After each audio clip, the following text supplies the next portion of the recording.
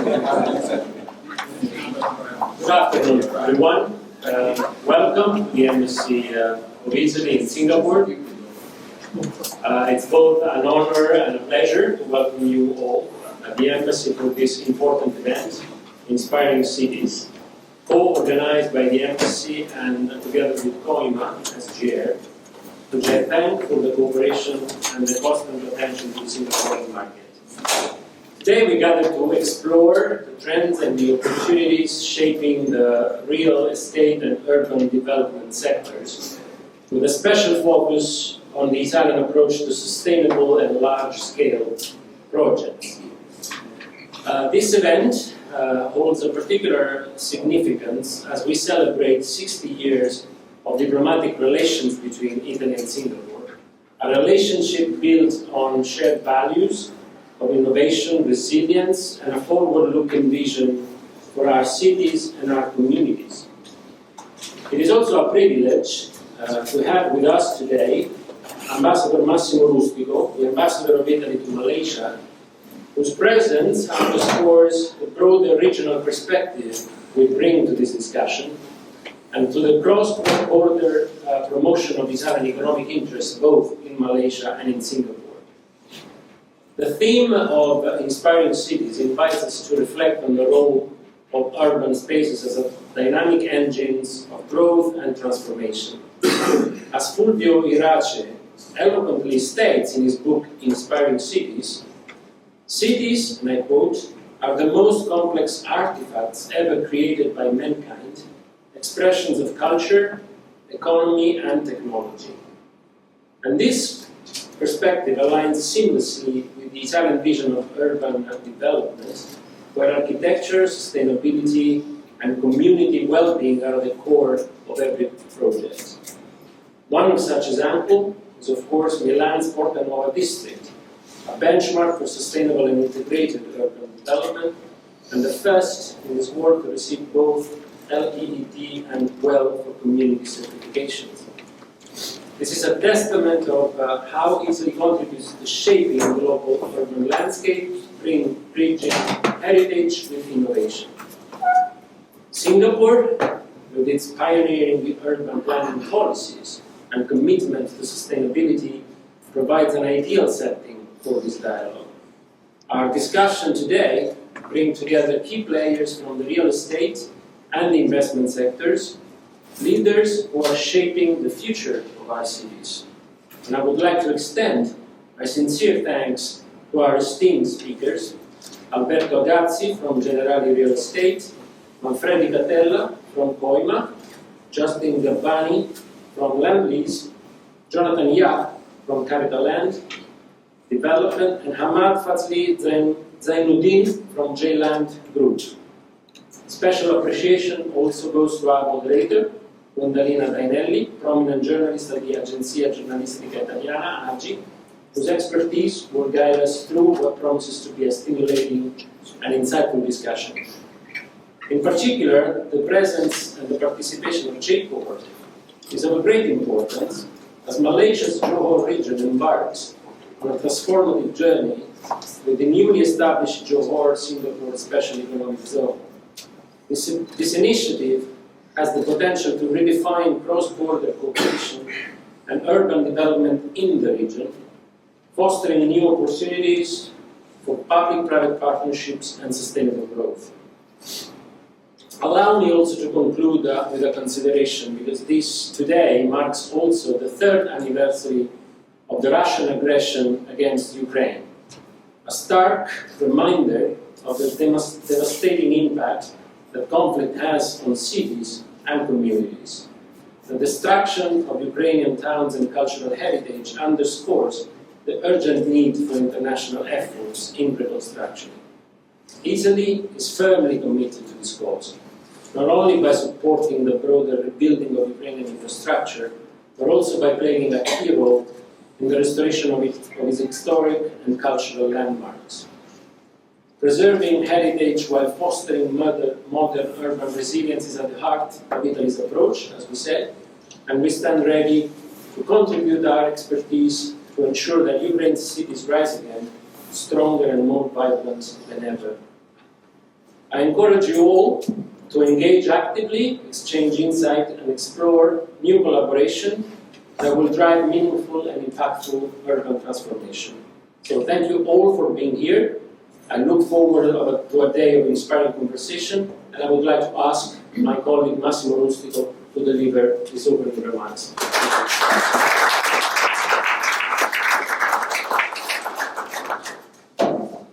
Dante, thank you very much. I really want to express my gratitude for having invited me. I'm on the other side of the river, Malaysia, a beautiful country, and there's plenty of things that we are doing together. Of course, Manfredi, what a pleasure meeting you, and of course, Milan, and really knowing who has created the new central business district of Milan has made Milan a truly global player. Ladies and gentlemen, good evening to all of you. It's a great pleasure to be here. And this is a very interesting, remarkable event, Inspiring Cities, which brings together Italy and Singapore, two nations that have a very strong vision for the innovation and sustainable urban development. First and foremost, thank you very much, Dante, for organizing this event together with COIMA, and for the kind invitation to be here to try to contribute to a discussion which resonates with the dynamic and urban transformations unfolding in Southeast Asia, Singapore being such a beacon in the whole macro region. But I have the privilege to live in Kuala Lumpur, and Kuala Lumpur as well has so much, and I was talking to, mentioned before what Lendlease has been accomplishing with the TRX 106, which is the new financial city of Kuala Lumpur. So a special recognition to Mr. Manfredi Catella and his team at COIMA. Your visionary leadership has transformed Milan. Milan is definitely today a global benchmark for sustainable, people-centric urban development. You've put a tremendous energy, you together with your team, and I know how many people have been working in the past 15 years with all the difficulties that entails to do something of such a magnitude. But the result is there. And by the way, amazing global investors who have poured in Milan thanks to what you have done. And this is to show how much urban regeneration can bring about in terms of international investment from some of the biggest global players. Dante, Ambassador Dante Brandi, has mentioned this new horizon between Singapore and Johor, the Special Economic Zone. We were a few days ago in Johor, we met with the chairman and CEO of J-Corp, so it's a great pleasure to have here tonight at this event Mr. Ahmad Fadli Zainuddin, the Chief Strategy Officer of the Johor Corporation.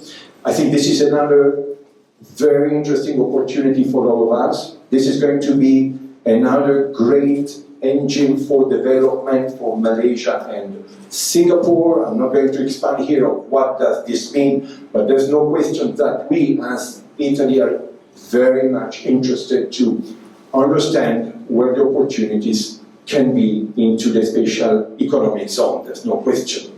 Malaysia and Singapore, as you all know, are so deeply interconnected, not only geographically, but economically. Their industries, infrastructure, business ecosystem are closely linked, creating a dynamic environment for investment and growth. This is why we, as one of the leading manufacturing countries in the world, the second largest manufacturing exporter, and the second largest manufacturing of Europe after Germany, are so much interested. Advanced manufacturing is our bread and butter. No question that we are interested. But at the same time, I see the opportunity to gain from the experience of COIMA, because urban regeneration is going to be among the priorities of the Special Economic Zone. So, to cut short, what we have seen in Milan is that urban redevelopment, when coupled with a visionary approach, generates extraordinary economic value.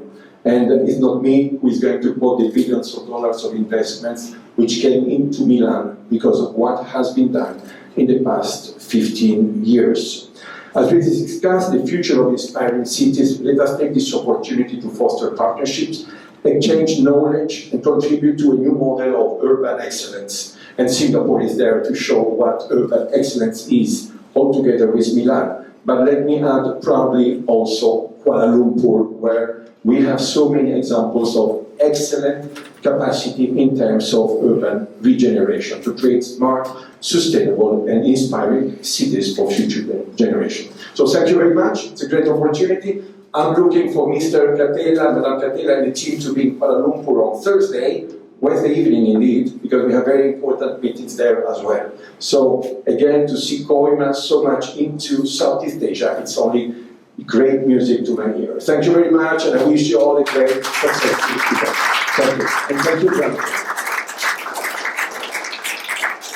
Thank you very much, Massimo. And without further ado, I would like to ask Gwendalina to come on stage and call on our speakers. Thank you so much. Good afternoon, everyone.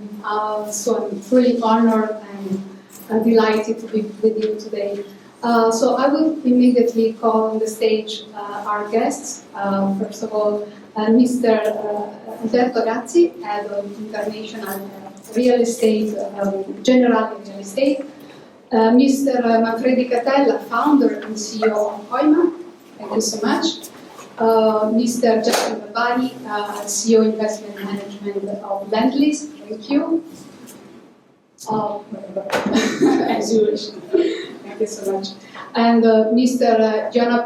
Jonathan Yap, CEO at Capital and Development, and Ahmad Batsi Zainuddin. Thank you so much. So I will see. You're right behind you. This place will be for me.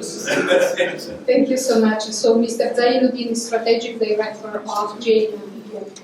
And also, thank you so much for gathering today. I really would like to thank you all. We have institutional representatives, bankers, fund managers, and private developers, opinion makers. So please feel free to enrich the panel with your valuable opinions and, of course, ask questions to our guests.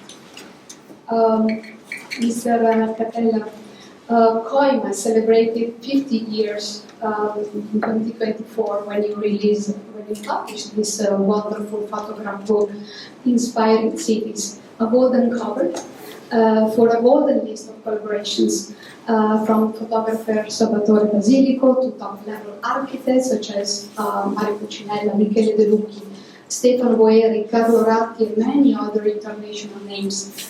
Milano Porta Nuova district is a major and award-winning project of yours. So the book is a retrospective of your achievement, but it also casts a light in future trends, needs, directions. So my first question for you is, how do you see the future?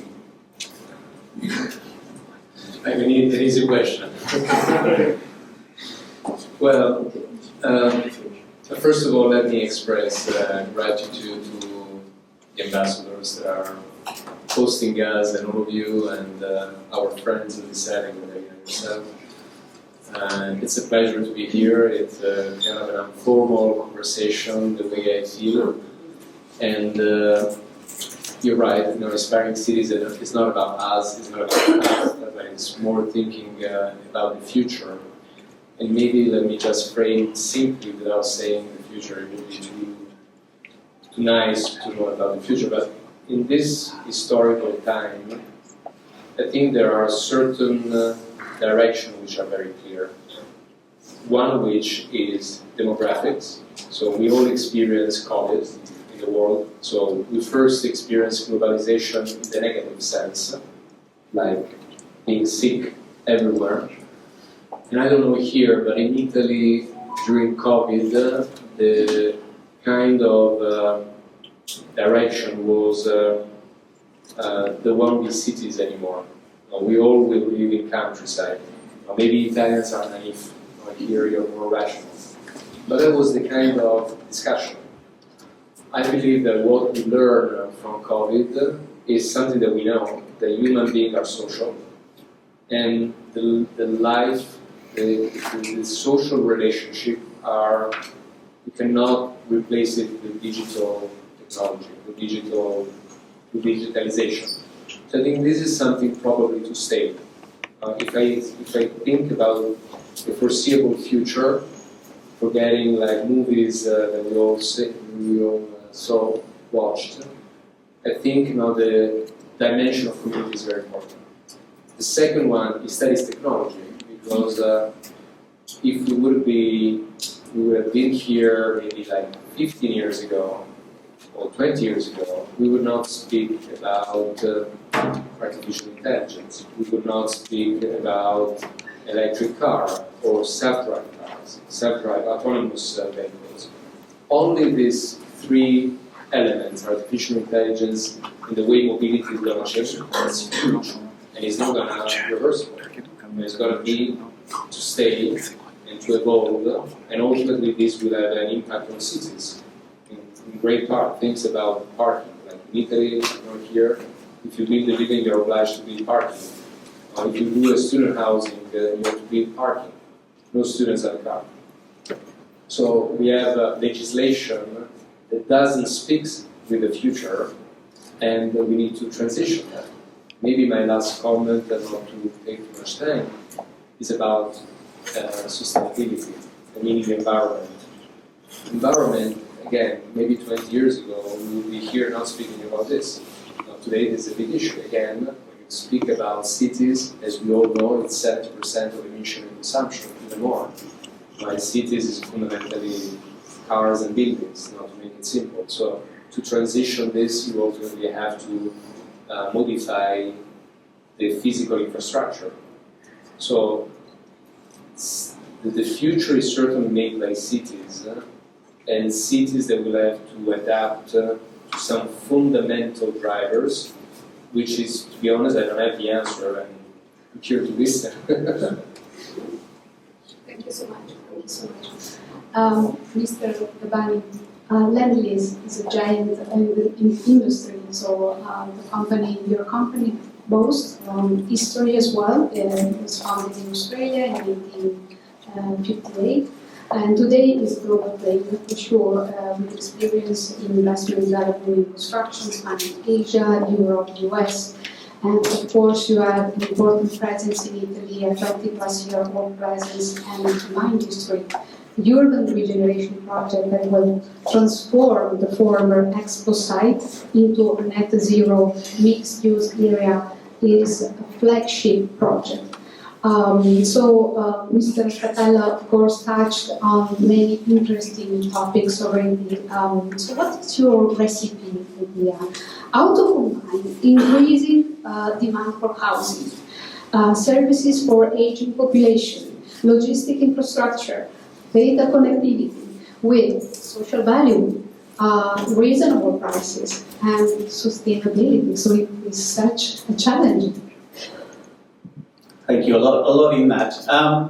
So I don't think there's necessarily a secret recipe. I think I'm Freddie touched on a lot of the points, and so do you. It's probably how the various parts come together. And when we think about sort of place creation or city shaping, one thing that's very important is transport, which is sort of back to that point on connectivity. I think the second one is place and purpose. So what are the reasons for people to either cohabitate, socialize, come together? Transporters, how do they get there? And then what the purpose is for that ecosystem. And we generally, in all of our projects, look to have a bunch of those ingredients. If I compare what we've done in Kuala Lumpur, what we've done here in Singapore, what we're doing in the couple of projects we have in Milan, they all have those ingredients that come together.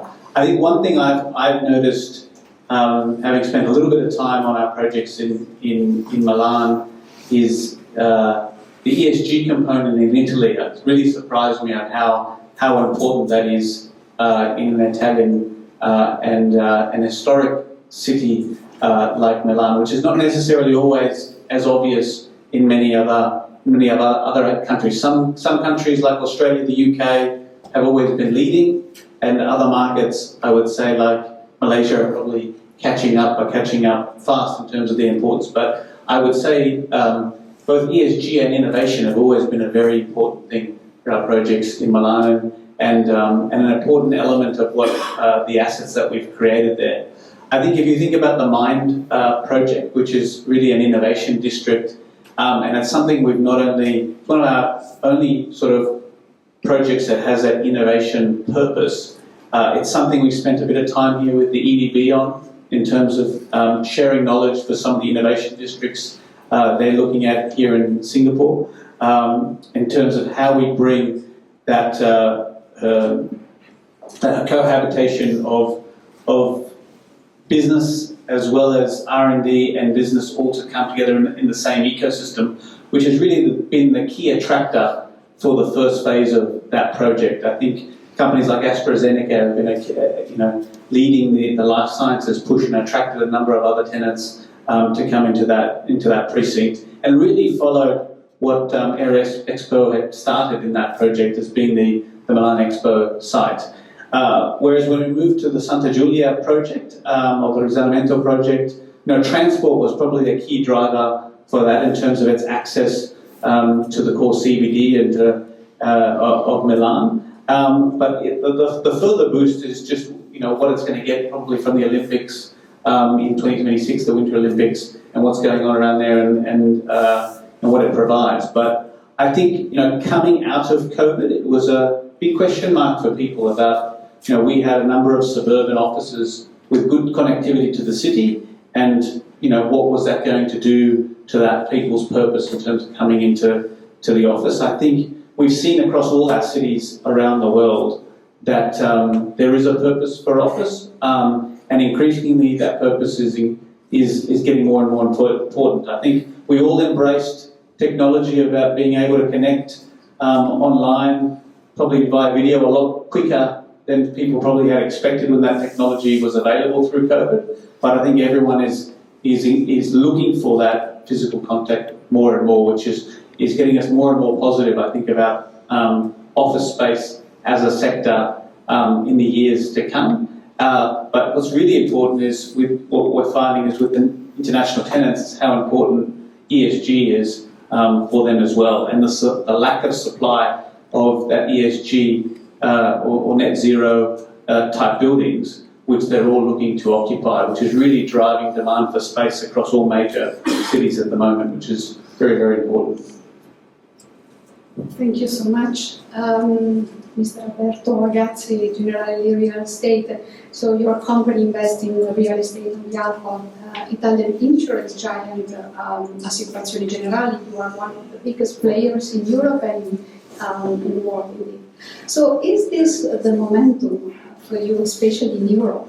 Banks have limited flexibility when it comes with to private equity and real estate, and many international players are positioning themselves in the field. So how would you describe the market out there? Thank you. I think this is an interesting question. Let's start from where we are coming from. In which sense? If we look at the global real estate market, we are all familiar to these 2 years of correction, which was somehow generated by the increase of interest rates in 2023 and the reallocation of capital from different asset classes. So if we go back a few years more, in the 5 years before, let's say 2018 up to 2023, we have all experienced an over-allocation to real estate. So a flow of capital close to a flow of zero or zero-like interest rate debt to the industry, and an overflow of transaction given to this financial situation. So what I see right now, I think Europe is a nice opportunity. There are many similarities between Europe and Asia. I think the first similarity, based on my experience, is the fragmentation. So Europe is a fragmented place, like Asia. Countries are closer, but markets are different. And the barriers at entry, when you consider an investment in Europe, in each country of Europe, are similar to the barriers you face when you decide to invest in Singapore, then move to Australia, then move to Japan or to Malaysia, as I did in the last few years. So Europe is a fragmented place. is a place where market corrected, so on average capital values decreased 25%, let's say, on prime assets, and there is a place where there is still a lack of capital, both from the banking sector and from the equity standpoint. So, if you have money to invest as an investor, Europe is a nice place to invest in, because you have less competition, there is less pipeline, because developers stop their development pipeline, and we experienced in Europe what has been a phenomenal rental growth catch-up due to inflation, but due also to scarcity of product. My colleagues mentioned sustainability. Sustainability is a key driver, but if we look at the stock of real estate, Europe is not different from the US, it's not different from Asia. There is lack of good quality stock with sustainability credential, and all the capital and all the demand is going there. So from basic economics, if you believe in demand and supply, you should invest in the right asset or you should develop that. So I think Europe has good opportunities, are difficult to catch due to fragmentation and size of market, but we think that the market can deliver very nice returns going forward. So we are at the beginning of a new cycle, which is the trade-off right now from investing in Europe and maybe considering the United States is growth. Because Europe is lagging behind in terms of growth. But this is not the case if we look at the cities where Manfredi is investing in, at the cities we invest in, and at the main capitals in Europe, because cities are growing while countries maybe are lagging a little bit behind. So there are also some arbitrage opportunities in doing real estate in these days. So as Generali, we are active in equity. We have 35 billion of investment across Europe, equity investment, but we also do credit. And we have the flexibility to invest in both asset classes.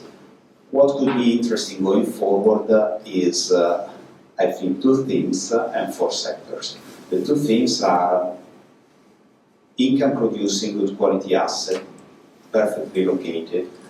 There is the possibility to buy this kind of assets, and returns are amazing. If you believe in rental growth, and if you believe in reversion, and this gap between demand for good quality spaces, even offices, and supply of them is a no-brainer. You can get very nice returns. And the other one is development. We should develop, we should redevelop more. There are constraints in greenfield development, doesn't exist at scale anymore, so we have to refill cities and we have to develop them according to modern standard. We are doing it, other players are doing it, and this is a nice opportunity, and you can play both on the equity sides or on the credit sides. Thank you very much. Mr. CapitaLand is one of Asia's leading largest diversified group in property asset management across more than 40 countries. In particular, CapitaLand has developed large-scale real estate projects in Singapore, China, India. So how would you describe, how would you compare those experiences? Thank you for the question. Firstly, thank you for the embassy for the invitation. Great chance to participate in this conversation and catch up with some old friends and new friends too. Maybe before I start to take the question head on, just want to explain that CapitaLand essentially comprises of two parts of the company. First is a listed company, CapitaLand Investment, essentially is an asset manager. Secondly is CapitaLand Development, which is a private development company. The reason why I'm starting with debt sharing is because we all know the three raw materials for any real estate investments: firstly, land, capital, and people. And over time, we're also seeing that sometimes capital market price certain real estate types better than others. And that's the reason why for a while we see listed developers, they're trading at discount to the intrinsic value, essentially the net asset value. So in September 2021, we decided to reorganize the original CapitaLand into CapitaLand Investment, which is still listed, an asset manager that is 54% currently owned by Temasek, the other 46% is free float, as well as CapitaLand Development, which is 100% owned by Temasek, privately held. And in this platform, we undertake only development. So those large-scale development mentioned earlier are all done through capital and development. It is indeed true that we participate in several large-scale real estate development across the region. What I find common across all of them is that we're trying to solve a problem. Not a real estate problem, but how do we use real estate to provide a platform for activities to happen, for people to commingle, for a life to basically develop. So essentially that's one common problem we're trying to solve. Then the difference will then be in how do we solve the problem. So for instance, in our projects in Singapore, which include, for instance, projects at Science Park, which is about 60 hectares thereabout in terms of land area, or in terms of, say, Bengaluru or Bangalore in India, International Airport Bangalore, which is roughly about 30 hectares. We find those tend to be very specialized, focused on either tech or life science or something very specific. On the other hand, a project at, say, Guangzhou Knowledge City, which is in Guangzhou, China, which is a 600 hectares development, there we're trying to create almost a town, a city to some extent. So over there, you find that our resolution goes a lot broader. We have to carve out land, become a master developer, and offer some of this land for other residential developers to come in to hopefully speed up the creation of an ecosystem, speed up the creation of a population.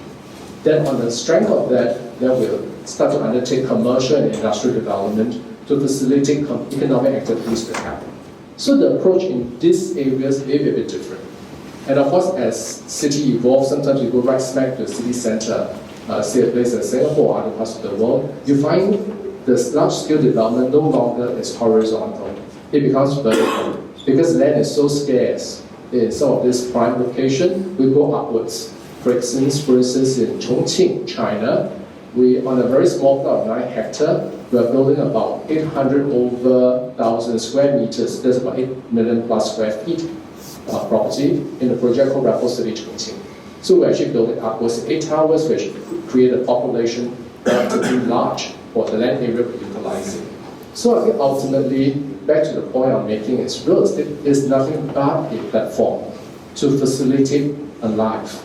So that's where we have to build communities around it, bring amenities that is relevant to it, organize activities of placemaking to facilitate the growth, and of course sustainability. I think such an important thing, notwithstanding there are people in the world right now that think that it's not so important, but nonetheless it is important. So therefore I think this is how we actually see real estate. So over time we'll evolve, and similarly some of the projects that we do, say like Science Park, which was built 40 over years ago, we're now undertaking some redevelopment. Of course, conventional wisdom will say, hey, you tear down building, that's a bad thing. But taking another step back, if you are underutilizing land, which is now very prime, then perhaps you are also not addressing certain urban objectives. The question is, how do we do redevelopment in a responsible manner? Then I think probably it's a good balance between economic consideration as well as sustainability consideration. So from our perspective, this is something we felt is something that will allow us to go a long way to try to add value. At the same time, we want to make sure we organize ourselves appropriately to do it because it's a very long-term investment. Thank you. Next question is for you, Mr. Zaidi. J-Land Group is wholly owned subsidiary of J-Corp, Johor's leading development institution for the state of Johor in Malaysia. The real estate market is literally booming in the region, and your company is part of an incredible project. The Johor-Singapore Special Economic Zone is meant to be 4 times the size of Singapore and nearly double the size of Shenzhen. In particular, J-Land will be involved in Sector F with APAC in a private-public partnership, a standing collaboration also with the renowned Zaha Hadid architect. How would you like to describe this endeavor? Thank you. Before I start, I would like to also convey my thanks for the 2 ambassadors for inviting me on this stage and to represent Johor Corporation and J-Land Group. It's really an honor and privilege to be here. And perhaps over the next 5-10 minutes, I will be doing some shameless plugs on my company and projects because I realize that there will be a lot of potential investments coming to the place. and sharing the stage with the esteemed line of panelists here is very engaging, learning from their experience, captains of industry. So thank you very much. Johor-Singapore Special Economic Zone. This is a very interesting journey for the two countries. This is a G2G level agreement, and it's supposed to foster closer collaboration, closer networking, and really live the shared innovation ambitions of the two countries. Johor, being the most southern state within Malaysia, will be at the forefront of this JS-SEZ. And as you rightly mentioned, we will be in flagship F via Ibrahim Technopolis, which is a 7,290 acres development over the next 25-30 years. Right now, out of that 7,290 acres, we've finished developing 700 acres. It's full of DC data center players for now, 11 data centers, which is about 25 billion ringgit worth of investments. The next stage will also be data centers, but we will be focusing on other high value activities or industries within Ibrahim Technopolis. So we are happy if anybody would like to come and connect with us. We are looking for investments within the areas of advanced electronics, food tech, agri-tech, life sciences as well. As I was sharing with my fellow panelists just in here, we are also speaking to Lend-Lease to also explore the concept of mined federated innovation, right? Over in our place. But actually, if I may, I would like to also add that not only are we in Zone F, we are also in Zone A, which is the heart of Johor Bahru City Centre, right across the causeway. Ibrahim International Business District, or IBD, which is also already a developed area. So we will be learning from their experience in Milan. How do we balance between preserving heritage, culture, whilst bringing up the urban rejuvenation plan and projects without destroying heritage and culture? Because if there's one thing that you can learn from the Italian experience, is that you do not just modernize cities, redevelop and bring life to the cities by just destroying the heritage. The heritage is at the forefront and culture is preserved. So how do we do that? Maintain that balance. So we've been doing a lot of roadshows. I think my colleagues have been very blessed to be able to travel Europe and learn from experiences, not just in Milan, also in Paris, London, also in our Asian areas, for example, Songdo, Korea, where they built a smart city from scratch. So that's a whole totally different experience altogether. So if I can come back to IPTEC, that would be the difference between IPTEC and IIBD. IIBD is a balance, it's an urban regeneration project, whereas IPTEC will be greenfield. So we will have a chance to really shape the city, ESG-driven city. We hope to develop something which will be future-ready, circular, hoping to achieve net zero targets as well within the next 10-15 years. I believe all of the DC players within IPTEC hope to achieve net zero by 2035 at the latest. We also hope to achieve zero waste over the next 10-15 years as well. So really an output of an industry hopefully can become an input of another industry. So this kind of engagement with other players is really helpful for us to understand the needs and wants of our customers. Thank you so much. I think we can go for a second round of questions. Mr. Kadal, I think you can elaborate a bit more your first comments. In a recent interview, you mentioned that the gaps that characterize the Italian real estate market is huge. So 5.3 billion square meters of building in need of modernization, about 80% of them are residential. Just for them, the cost to be carbon zero by 2050 would be about 2 trillion euros. So it's a huge sum, lot of money. How to collect the money to target the national plan for energy transition goals? How do you consider possible international investments or collaborations? Italy is great in producing cities in the old time, in Vienna.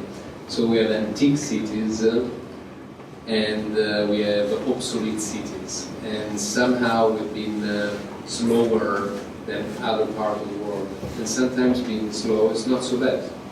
Because in the case of Italian cities, we didn't go through the phase of urban regeneration that in the decades of maybe the 70s, 80s, 80s and 90s in many parts of the world happened.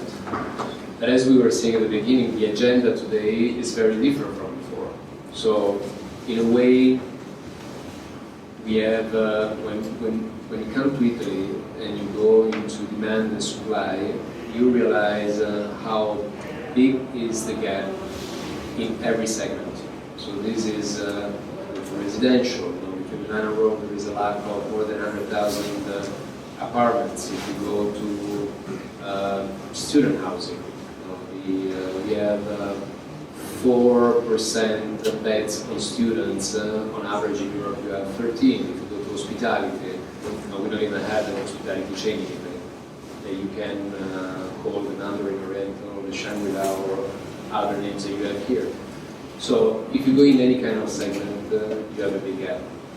And at the same time, there is a major repurposing that we will need to do in Italy in particular. So there are certainly a great opportunity to transition that make interesting Italian cities as potential almost laboratory in a certain way, which are pretty well represented here, because we have Justin that represents an Australian group that is doing something excellent in Milan.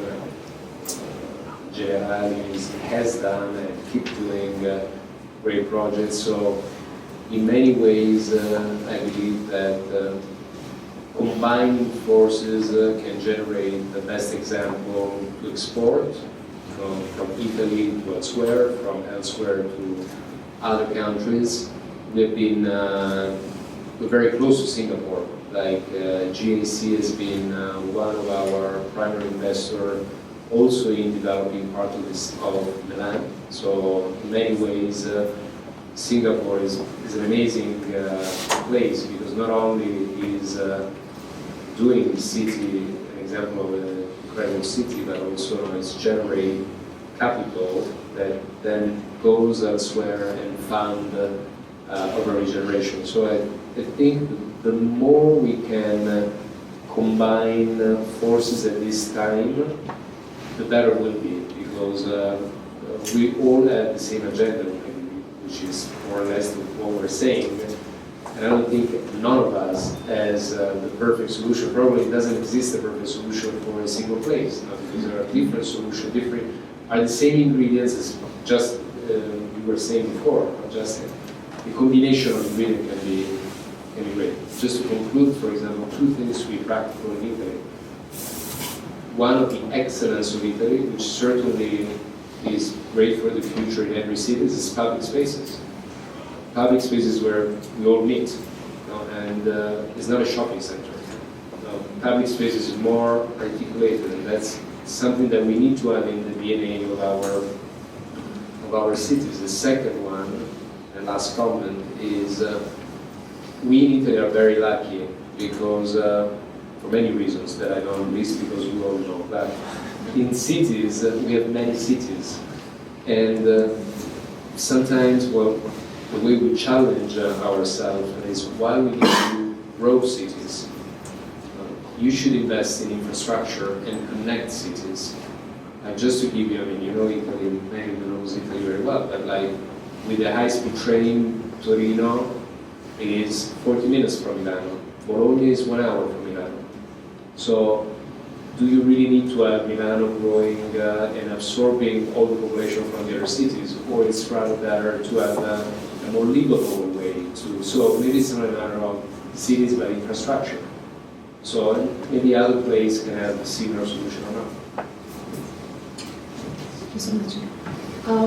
Mr. Gavani, Milan is a gateway city, primary entry and connection point not only to Italy but also to the rest of Europe, of course. And coming back to the Milan project, how is the work progressing, and how did you reconcile with Italian sensitivity, in particular with the local institutions, the national institutions? Thanks.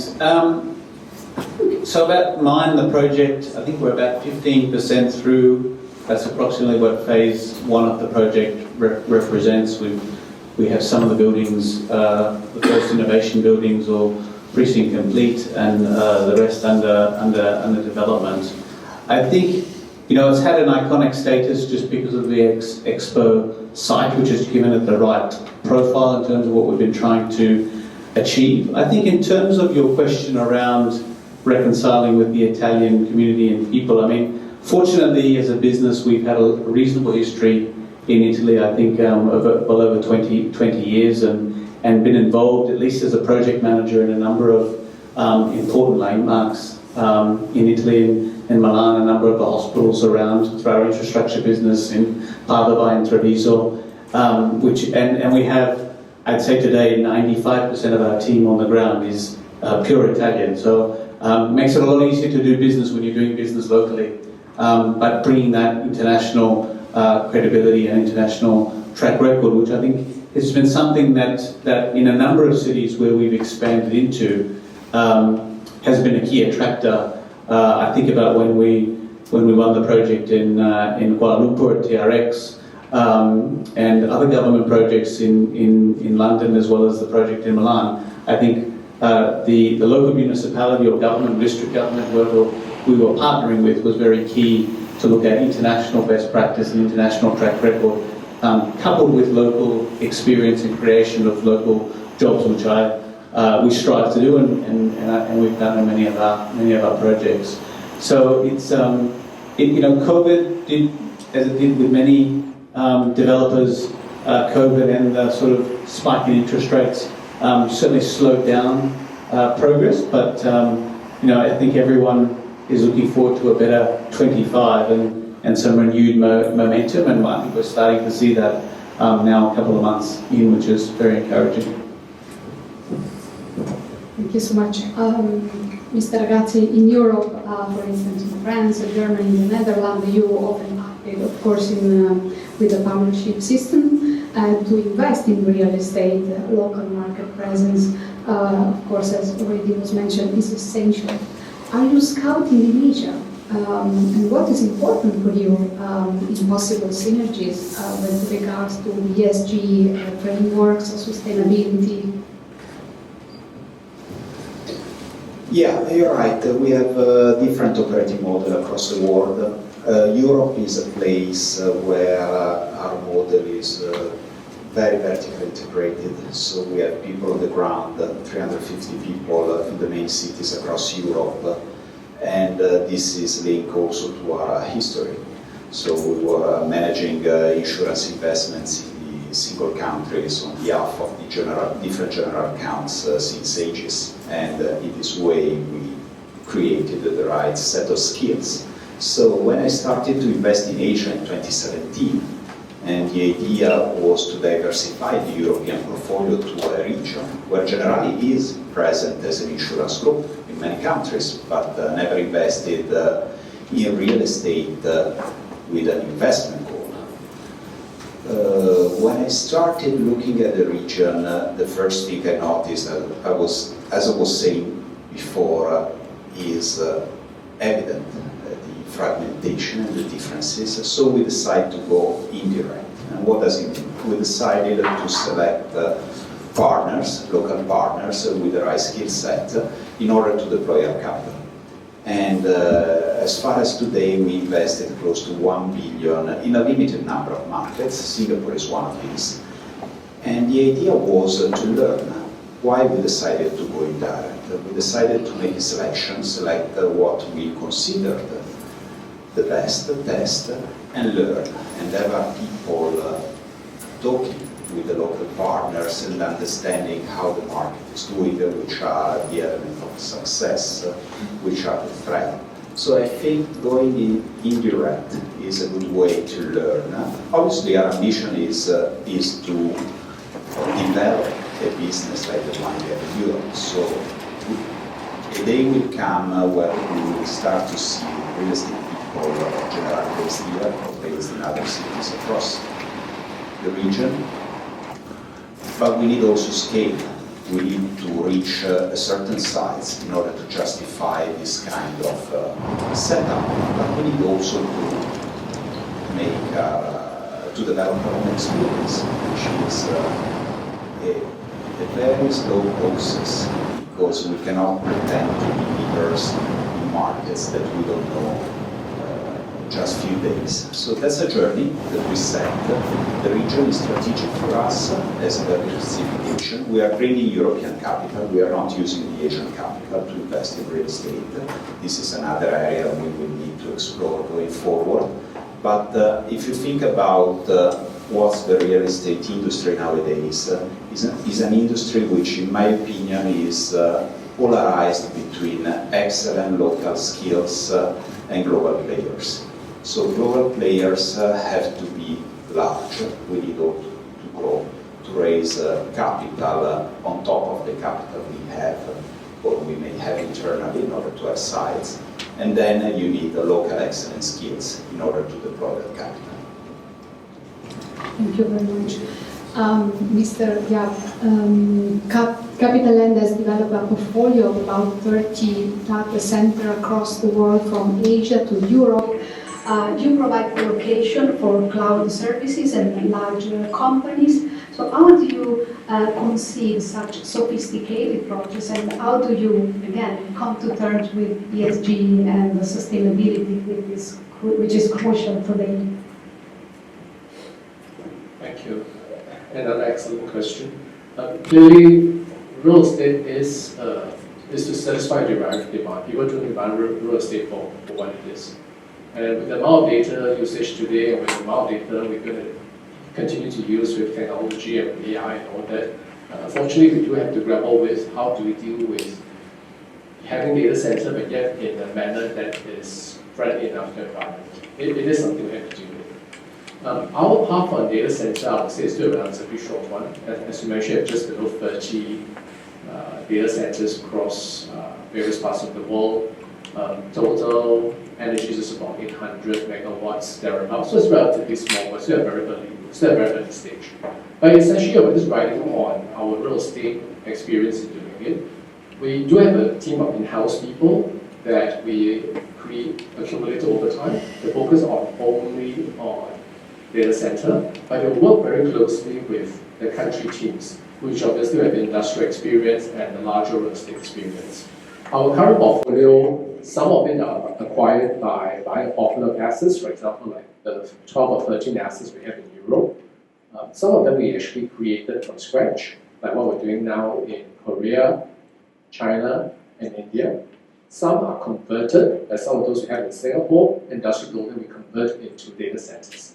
So they come in all shape and size. Obviously, for those where we create from scratch, we probably have more control over how do we design it and how do we try to make sure it in a manner that's as energy efficient as possible. Those are conversion, you have a little bit less ability to control that, but nonetheless with some ability to underwrite what we do over time to enhance the asset. There is some what we acquire as a portfolio, they are what they are, so we buy as they are, but when we acquire them, we also underwrite what can we do over time to basically make them more energy efficient. And so it's all about how do you plan the M&E requirements, how do you keep investing capital to make sure that that usage of energy is done as efficiently as possible. So essentially it's no different from any other real estate. Go back down to the fundamentals and work from the fundamentals upwards to see what's the best way to deal with it. Thanks. Next question is for you, Mr. Zainuddin. After this comprehensive overview, I really would like to hear from you quality of strategic director of such an innovative project like Technopolis in the Special Economic Zone. How interesting did you find the experience in Italy How inspiring do you find them, considering that Italy is a strong manufacturing country at the global level? Thank you. Yes, yeah, it's been very inspiring indeed. I mean, in the past, even before I was working, I'm very familiar with the Italian flair from your designer brands and Ferraris and Lamborghinis. So, but as I grow older, I really learn and understand that Italy is so much more deeper than that in terms of cultural heritage and how you do business. The Italian flair is always there, so there's a lot of lessons to be learned on how the Italians deliver their projects, how they do their work, how they approach town planning, city planning, urban rejuvenation. At the same time, still having a unique identity, a unique Malaysian identity to all the projects. Right? We have a lot of shared values, for example, and how we want to preserve, as I mentioned earlier, our heritage and culture. But at the same time, we are a developing country. Still a lot of catching up to do. So there's still a lot of room for us to gain and benefit from collaborations and investments from other parts of the world, particularly from Italians. So for example, in the Italian experience, we see that for Milan and urban regeneration of mine, Porta Nuova, there's always the element of PPP, public-private partnerships, which is something that we are also exploring for them. State government or rather federal government have committed to provide a lot of incentives from tax breaks, income tax free period of time, and then we are also setting up Invest Malaysia facilitation entity as well, which will be the one-stop center for foreign investors to come to Johor, set up a business, make their life much easier, similar to EDB here in Singapore. At the same time, we are also exploring, again, sustainability efforts, ESG-focused agendas, regardless of, how sometimes, as you rightly mentioned, the trade-off between doing ESG projects and profitability is always there. But I believe as a corporate citizen, we have the responsibility to pursue something which is sustainable for the people, so that when we develop, we do or leave something for future generations. It's not just about us, it's not just about the current profits. We need to also think about the future and how whatever we develop today will have an impact through the generations. Thank you so much. I would like to open from a question from the public. I guess some of you might want to ask some question.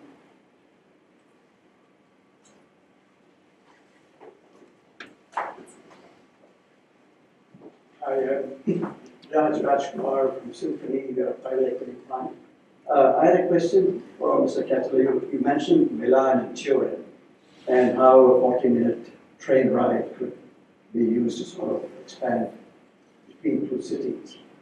I'm just wondering, I just went to Turin a few months ago, and I found that it is pretty much a dead city compared to Milan. And there are trains running right now between Milan and Turin. What is stopping that arbitrage from happening, from low rents in Turin, high rents in Milan? And what could be done to have more of a connection between cities like Turin and Milan?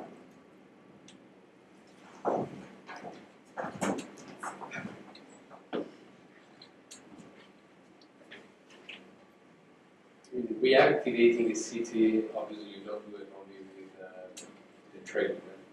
But certainly, for example, in Torino, what we're seeing on the residential side has been residential projects, redevelopment, that was not actually occurring before.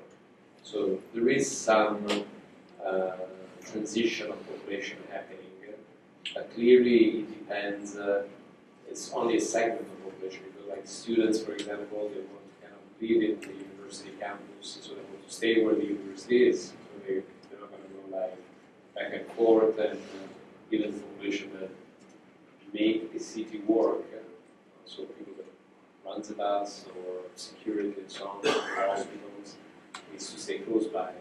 So I would say it's more like on the families that can potentially live close by and use the train, rather than just expansion. But in this moment, we are having a strong demand for Milan, and because there is not enough supply, we are having price going up considerably. So one of the bigger problems that we have right now in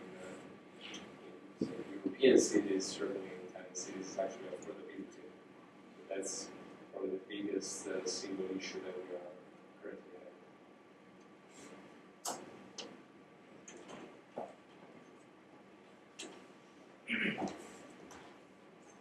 having. My name is Satya. I work for a bank called SMBC. We are a very large bank financing infrastructure projects regionally and globally. I'm sure some of you are our clients as well, so thank you for your support. My question is to the gentleman from Malaysia. Obviously, some years ago, Iskandar was touted as a key driver for the bridge between Singapore and Malaysia. And I'm really excited by JS-SEZ. In fact, some of us are actually exploring how we can make it successful. What I'd like to ask is, what lessons have been learned, particularly between Singapore and Malaysian governments, that are going to make this much more successful, rather a real success, because a lot of our economic development strategy in the sub-region is dependent on this being successful. Thank you.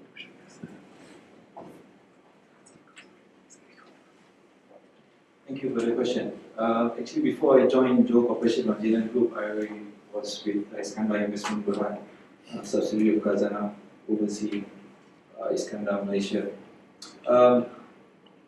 The learning point if I can share from my observation during my time in IIB, I believe at that time there was no real willpower from the two governments to really drive this collaboration between the countries. Khazanah was developing Iskandar.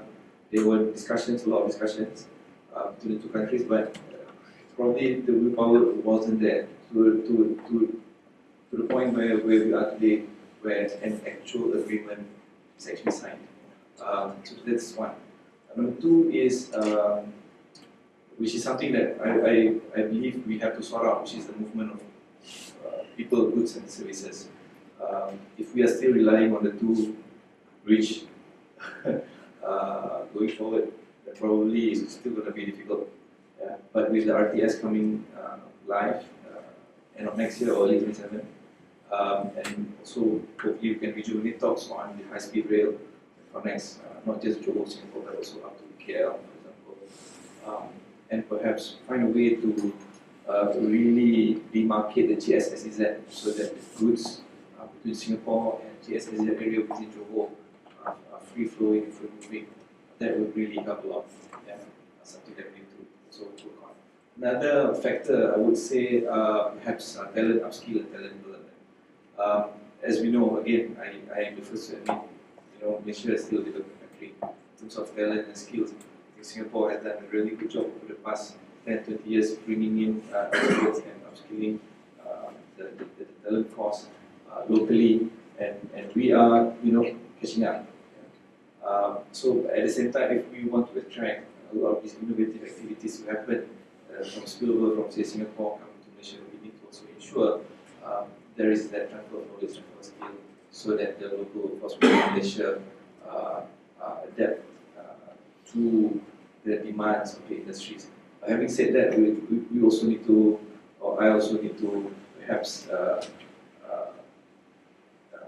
promote, right, the efforts that we have done within Johor in upskilling the talents. I believe where we are now today compared to say 5-10 years ago, in terms of the skills and talent available in Johor is much different. Yeah.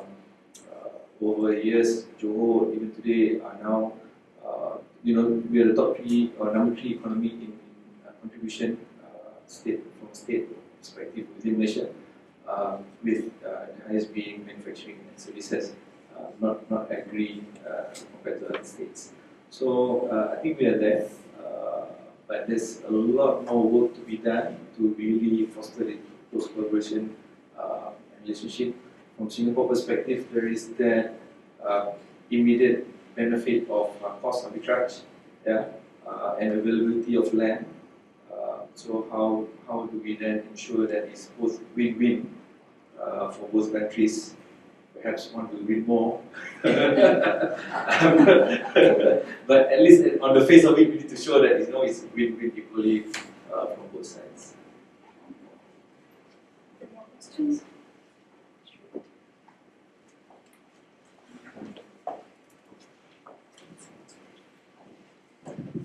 Good afternoon to everyone. My name is Pietro Ginepa. I'm the financial attaché to the Embassy of Italy in Singapore, and I'm Senior Director of the Bank of Italy, the Italian Central Bank.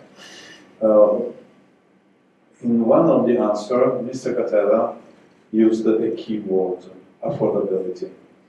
So we know that in Italy, at least, we have more and more difficulties to rent or to buy apartments in our largest cities.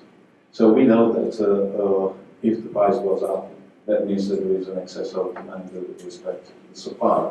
But at the same time, perhaps the supply is not elastic enough. So what's going on, or what has been going on in the last 30 years? Because we know that there is aging population, but we know that the demand increased very quickly, and perhaps the land grow up in the value because administrations are not given permission to build up, or there are too many immigrants coming into in our cities that push the price up. I don't know the answer. Perhaps you are developers and you know better than me what's going on in the market. Thank you.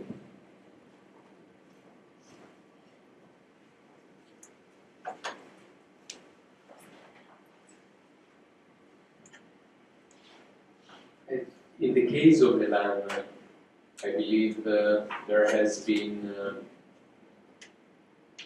a problem of planning. Planning, if you look the last 30 years of Milan, you had the first phase where there has been a big push of upgrading the city in many ways. And that would have brought necessarily the price to go up because you make a better place and you attract more people. Whereas on the public side, there's been a lack of planning of the consequences of increasing the quality of the city and planning in advance the supply of, in this case, apartments and student housing that would have created a more smooth progression of values. Planning is always difficult, of course, and dynamic of population can be relatively faster than physical space. But that's one point. The other point, which I don't think is Milanese, is probably an issue everywhere. You have to decide what is mixed, so how many apartments, how many beds, how much it costs, and where do you find money. And if the money comes from the private sector, then you have to know how much is the return that the private sector wants. How much the GAC wants to invest in the market if they have to do affordable housing, or generali, or pension funds, whatever. I think that at least in Italy, and certainly in Milan, I don't know elsewhere, but I think it's interesting to listen. There is always this public-private fight, like the private sector is want to be too smart, and therefore we have to kind of punish the private kind of cultural attitude, which is completely wrong. The point is what you want, how much money you need, and where you want to get the money. And if you need a return because to buy a government bond, you get 4% in Italy. If you invest into production of affordable housing, it's risky by whatever, then you have to have a return. And the public sector can produce money, can print money. How? Giving more building rights to people. Very easy. So, but I think there is a lack of numbers understanding, which would make even the affordability case more practical in a way in the way it can be fixed. I don't know if that being clear. Yeah. Sorry, this is something very interesting to listen from you because we have this problem not so in Italy. It's really hard in this moment. But I don't know where did you see good solutions for the issue, which is not just tax. Singapore is very Singapore is not yes.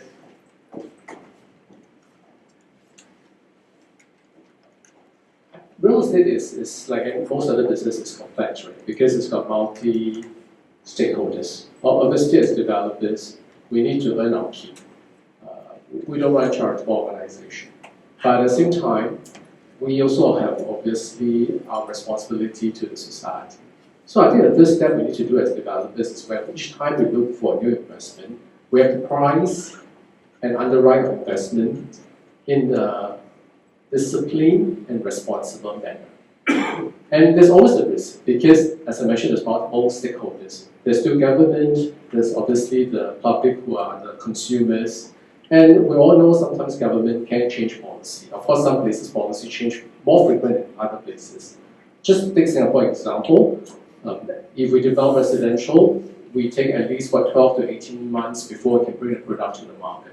Between the 12 to 18 months, policy can change. We may have got real estate cooling measures. We saw that in Hong Kong, we saw that in many other Asian cities too. So in a way, developers are taking the risk. But that exactly is where we need to be disciplined and not try to price to always sell in a manner that means that we have to stretch the financials to the point that we can't withstand some of this. So the moment we're able to say price in a manner that is reasonable, we have the choice to choose between one of the two things. Maximize returns on a per unit basis, or you maximize your velocity. That means you price lower, but if the sales move faster, if let's say it's residential or even commercial in terms of the rent you charge, find the right trade-off. And that's something I think a conversation must happen across all stakeholders. Just that we will provide feedback to the Singapore government too on certain matters. And likewise, there are many instances where we felt that we can't price a product beyond a certain level. We say, look, this matter, I'm prepared to bid for a plot of land, is this price. If the government finds that that's below the reserve value, they're not award to me, so be it. Because any higher, it will force us to do something that may not be most sensible from our perspective. So it is really a multi-stakeholder conversation that needs to happen. The more proactive each of these parties is prepared to come to the table to find a solution, the better it is. Singapore is unique in the sense that because we're a very, very, very small place. Advantage of being a small place is it allows us to be more active in the way we organize and the way we develop, and therefore we can push out a lot of public housing to resolve residential solution. But some other cities may not have the luxury. So I think ultimately it's not an easy solution where I can say that to do this, you will do A, B, C, D, E. I don't think so. But if you all know there's a problem that needs to be resolved, all parties have to come forward and find the resolution in a win-win-win manner, which is important. I don't think there's any other way to solve it. Just like we talked about Johor earlier, we have a small development in Johor within Iskandar, the Sejarah Tech Park. We have been developing for 10 years. We're on the third phase of it. Obviously, when we did the phase 1, it was painful, it was slow, but phase 2, phase 3 was relatively easier. And that's where we were. Then every now and then have to go and talk to the various good friends on the Johor side and say, look, ultimately, are there ways that we can help our tenants to basically get their business going? Solving labor problems, solving work permits problems, all these are essential. Or some of them actually run data center, water, electricities, all those are important too. And ultimately, I think it's about finding a balance to allow us to collaborate. I see the Johor-Singapore Special Economic Zone, really a collaboration. It's not really Singapore versus Johor. It's a Singapore and Johor. How can we each find our relevance and each of us take away what we want and in return contribute what we can to the equation? Is it going to be an easy exercise? No. But is it an exercise that perhaps may end up with a solution that makes sense for both sides of the strait? Obviously. But it's definitely a lot of hard work, and it obviously we need to be prepared that it will take a bit of time. So it's not something that you can just quickly find a solution and expect the execution to be done very quickly. Thanks.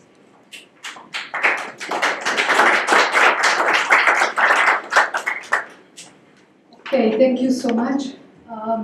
Thank you everyone for your insightful overview and vision about the future.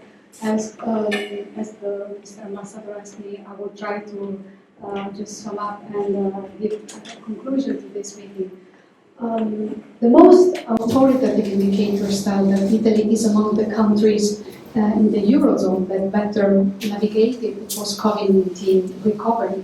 Milan is outperforming many European cities and even European capitals. The world will be given a very important task. They will be the backbone, the powerhouse of future societies, at least for the next 50 years. So private-public partnership, virtuous competition, solid common rules are paving the way, and planning the future is crucial, of course. Here in Asia, many leading international players gather within Singapore, which is, of course, a top-ranked arena, a mature and competitive market, a unique combination of stability, wealth, steady regulatory framework. Italy, as well as many other countries, is gearing up for its urban transition and is getting ready to bridge the gaps for prosperity, quality housing, efficient urban living, and affordability will be crucial, again, the same as the planning. So Milan's agenda is pretty much busy already. Milan, along with Cortina d'Ampezzo in the Alps, is preparing for the Winter Olympic Games in 2026. Milano Porta Nuova district, the Mine district, the Sky Complex, Santa Giulia area are the remarkable result of knowledge, expertise, and the balanced collaboration between public and private stakeholders. I believe that they speak for themselves and may result in inspiring examples for the developments that are being planned across Singapore and Malaysia. So perhaps there is indeed this distinctive Italian way, a human-centered, humanistic approach in conceiving and designing urban developments, even in a large scale. So thank you so much again for your presence. I think we can... Yes, absolutely.